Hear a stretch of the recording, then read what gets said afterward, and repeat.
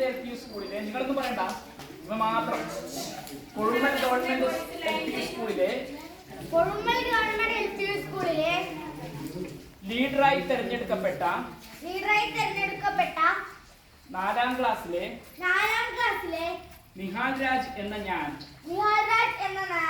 സ്കൂളിന്റെ അച്ചടക്കവും നിയമാവലികളും പാലിക്കുമെന്നും പ്രത്യേക വ്യക്തിയോടോ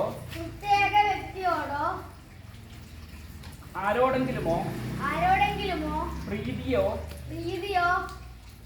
പ്രത്യേക വിദ്വേഷമോ കൂടാതെ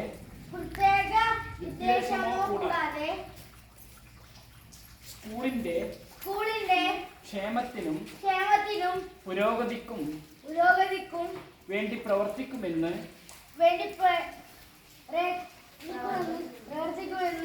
ഇതിനാൽ പ്രതിജ്ഞ ചെയ്യുന്നു.